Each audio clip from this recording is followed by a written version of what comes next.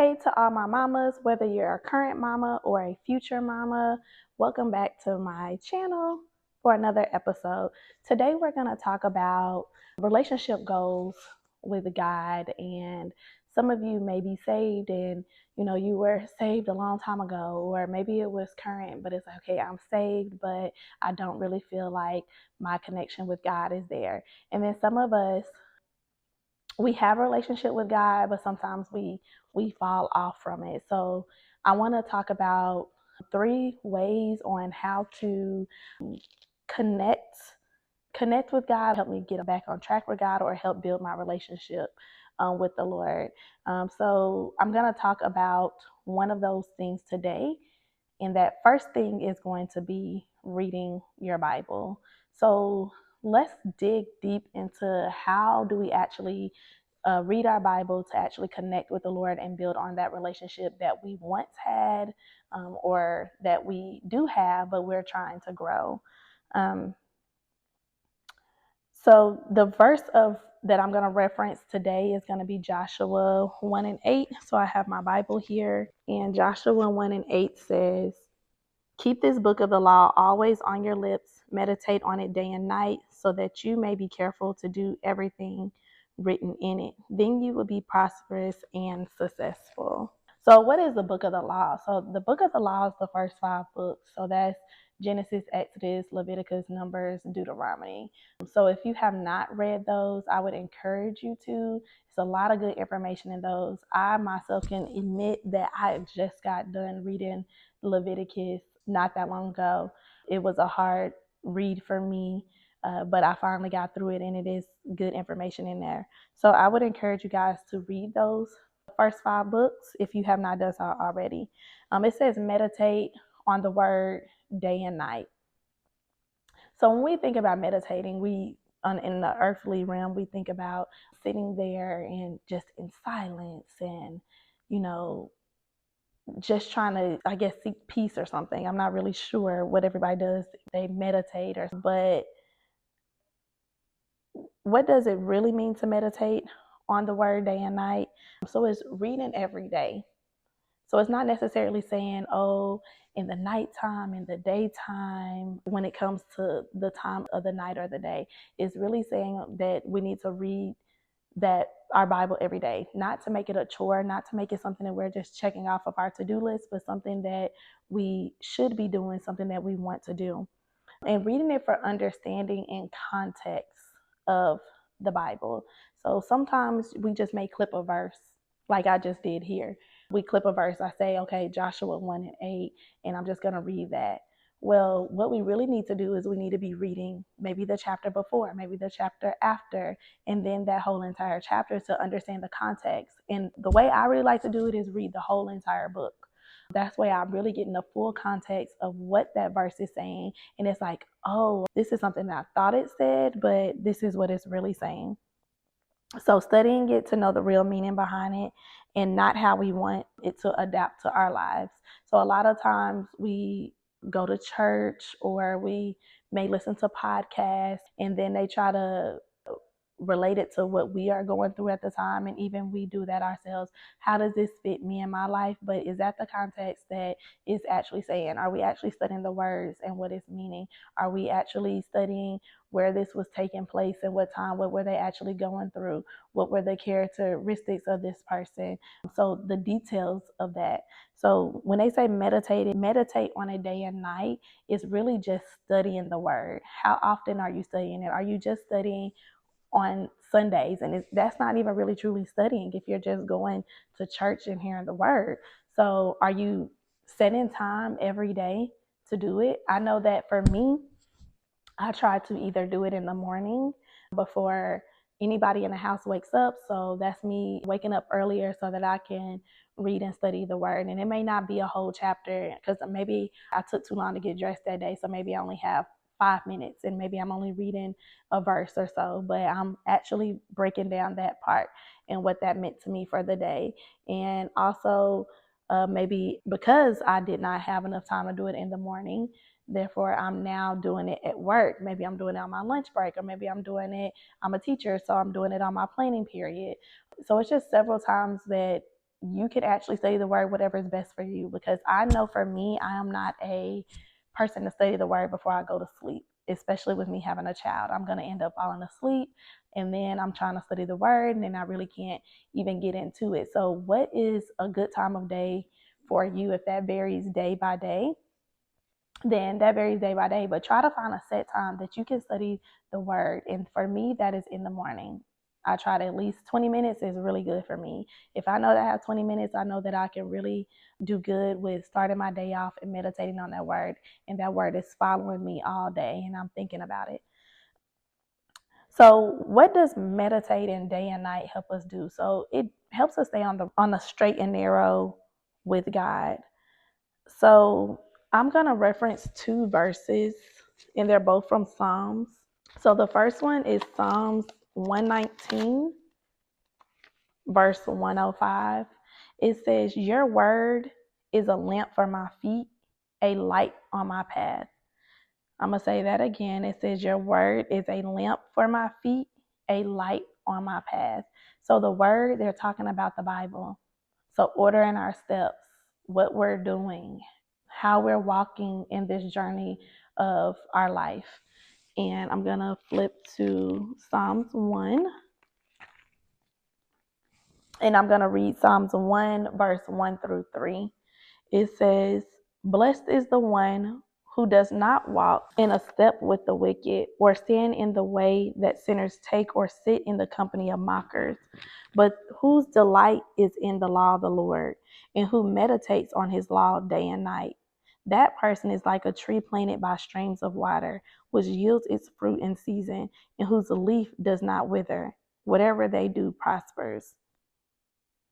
So I think that when we meditate on the word day and night, it's something that we tend to not forget. If we just study the word once a week, or we study the word only on Sundays, we go and we hear a word from the pastor, or we watch it on TV, or we're studying monthly, or just when we're going through something, that is not actually helping us in our day-to-day life. But if we meditate on it, it says, "But whose delight is in the law of the Lord, and who meditates on his law day and night."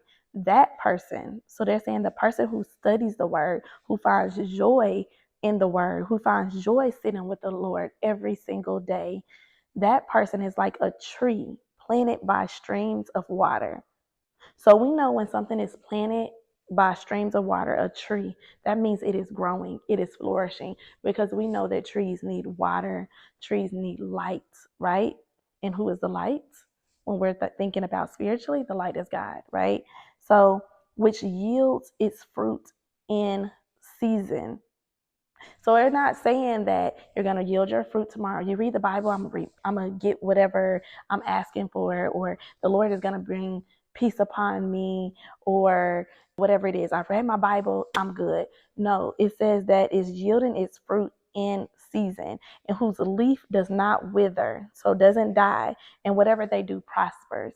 So I think that when we read the word and we meditate on it, it's something that we can hold on to. It's something that we can grow spiritually from. So when we meditate on the words, we can go against the enemy with that. If we don't know the word at all, how can we tell the enemy to get away? How can we tell the enemy to sit down? How can we tell the enemy that they're wrong? We know how to act, we know how to respond, because we go through things every day when we're at work, or maybe we have kids and we're dealing with our kids, or we have with our spouses and we're talking with our spouses. How do we respond? What to do and what not to do? When we meditate on the word, it helps us with those things, because I know it's several times where I am just going through my day-to-day life, whether I'm at work, whether I'm at home, and I'm like, "Oh, Casey, what did the Lord say about that?" And that'd be serious. And even maybe I did something, but then I go back and I'm like, "Dang, I shouldn't have did that. I remember what I read in the Bible." So we may have to self-correct, but God gives us grace on that end, and we repent for it. for things like that. But if we don't even know the word, how can we even know that we did something wrong? How do we know how to counteract something? So how does this relate to your journey conceiving? It's a lot of times where we're saying something's wrong with me and my body. He's doing it for everybody else. I have this wrong with me. I have fibroids or cysts or whatever the doctor is telling us that I have. I can't have a kid. They're going to tell me I can't ever conceive. What does the Bible say, though? What stories have you read? How long were those women barren? How old were those women? So those are things that we can counteract the enemy. And sometimes the enemy is even ourselves. The enemy is not always our family. It's not always our friends. It's not always like the enemy, the devil. Sometimes the enemy is us. We are going against our own flesh and trying to counteract those things. And the only way that we can do that is with the word. What did the word say? And the only way we can know what the word says is by opening our Bible, meditating on it day and night. So it says that in Joshua 1:8, I turned from it, but it says that keeping God's laws and commands about being successful and prosperous. I don't want you to think that successful and prosperous just means money, any type of finances, houses, cars. It's not always the earthly, but a lot of times it's the spiritual. So how is it going to be heavenly eternally? We're going to reap those benefits one day when we go with the Lord eternally. So when we keep those laws and commands, therefore we're going to be successful eventually. It may not be just now. And then we also have earthly things that we can get now. We can get peace, we can get joy, we can get gratitude, because those are the things that really help us in our day-to-day life. So when we're conceiving, we need peace within the fact that maybe we didn't conceive this month, maybe we didn't conceive this year at all. But we have to find the joy in the Lord to know that everything is still okay, and we have peace with that. We're still thankful that we still have hope and faith to conceive. So I think that us doing right by the Lord and all of that, we reap benefits. So following his word, but the only way we can follow his word is by actually meditating on it day and night. How do you get to the point of meditating on the word? Because I know if you're just beginning, maybe you're like, I don't even know how to start off with doing that. How do I even open my Bible and just start reading? It's not that interesting to me. And I know a lot of us, we think that until we actually get into it. So you have to choose an interesting book. It's going to vary from person to person, because what your interest is may not be what somebody else's interest is. But you're going to choose an interesting book that may relate to your circumstance at the time. So the first 5 books are also really good. I know that Genesis caught me like that. I know we always know about in the beginning, but it's a lot of things. Exodus, really good. Deuteronomy, really good. So to me, it's something that you need to, if you want something super interesting where you're just now starting off, I would start off with those type of books, because it reminds you of a soap opera. Like, you like, I can't believe they did that. They did what? God did that. God struck them. Ooh, I don't think I could do it in that time. It's just intriguing where you don't want to put it down. And it's not that every part, because sometimes you have verses where you're like, okay, but everything in the Bible is important. It is a reason why it's there. So I don't want you to get caught up in this one. It's not that interesting right now. Let me just stop reading that. No, keep reading. You're going to learn something from it.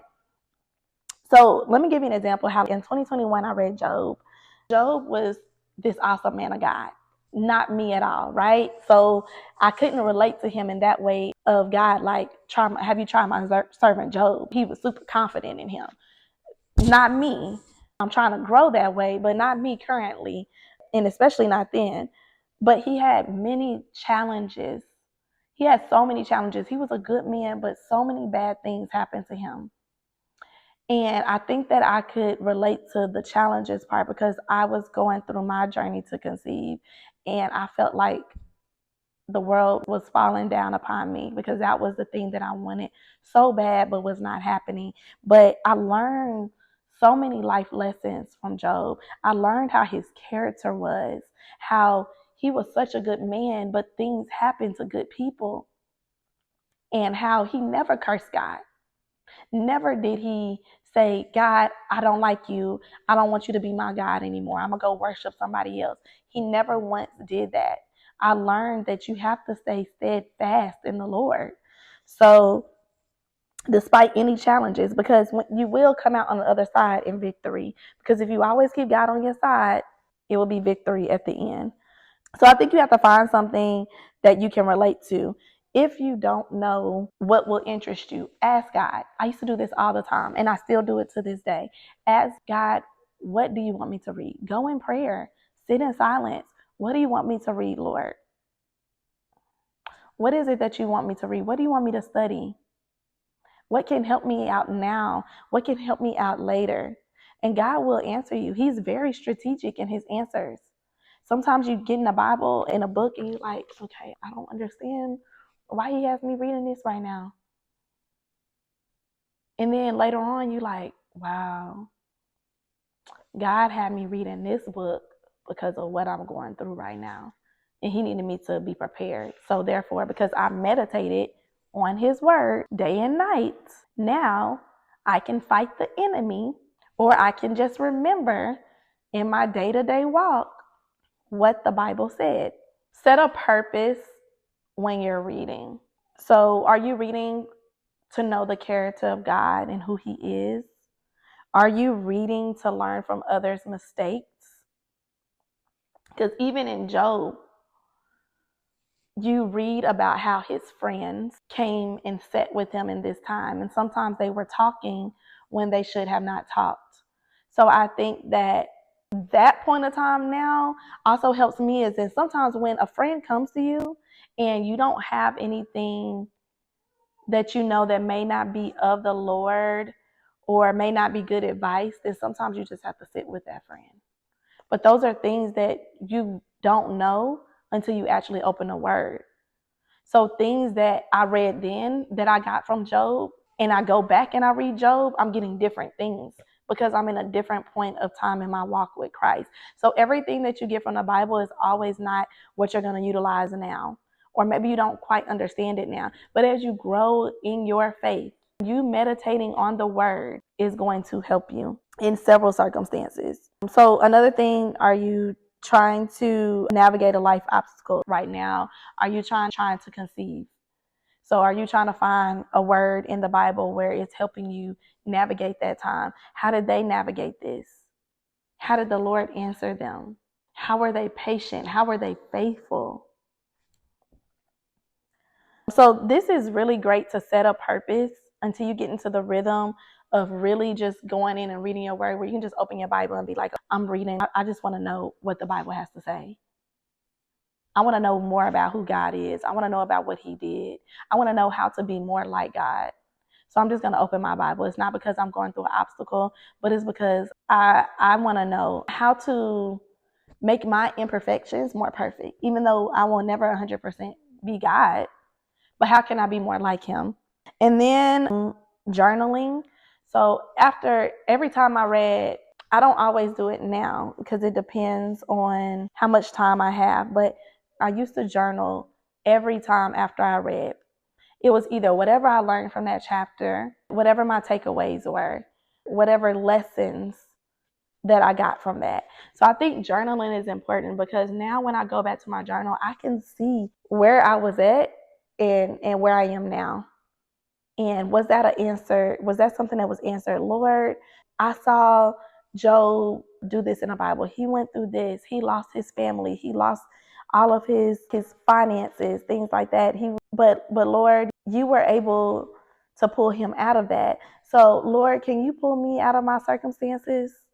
Lord, I'm going through this right now, but I won't curse you. Lord, I'm not going to turn another way.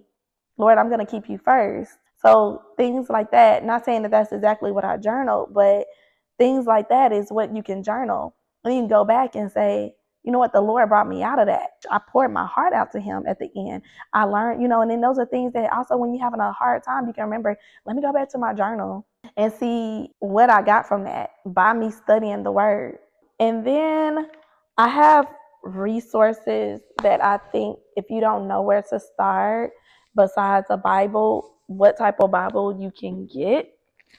So I have this Life Application Study Bible. It's a really big Bible, but as you can see in the inside, you might not can see it, but it has Bible verses like the regular Bible up here, but at the bottom it has explanations of what those verses are saying. So I think that this is really good.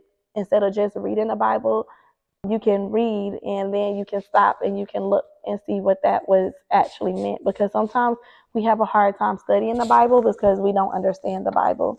So I would also get a version that you can understand. This is NIV, but they have other versions of the Bible as well. Also, you have the Blue Letter Bible app. I think that is another thing that I use with my study Bible, especially if it's something in the study Bible that I'm still not quite understanding. I will go to the Blue Letter Bible app, which is a free app that you can get on your phone, and it has commentary. So you'll choose the verse and then it'll have commentary there that other people have broken it down, and that will actually help you as well understand the Bible more in depth. Of course, the Bible app on your phone, if you already go to church or listen to it on the TV or already trying to study your word, then you probably already have a Bible app on your phone. There's various versions of the Bible app. I honestly don't know which one I have. It just says Bible and it's brown. So I can't tell you which one to download, but just find a Bible app that you can download. When you go to the Bible app, they have various versions of the Bible. So you have your standard King James version, which is one of the probably the most hardest, it's a harder one to read. But some people prefer that, and sometimes I even prefer that. I switch in between. So maybe I'll go between King James, NIV, NLT, and if I really don't get it, I'm like, I need the easy version, and they have the easy version in there. I know it's a lot of versions that we don't even know, and we like, oh my God, I didn't even know it was like that. But sometimes you just go like Joshua 1 and 8. You can go to that in King James Version, NIV, NLT, easy version, and you can get it broken down as far as you need it to. And sometimes it's best because they use different verbiage. So it may be like, oh, I get it now. It's just that one word that'll help you. And then I also use this app called Biblia.Chat. So it's Biblia.chat.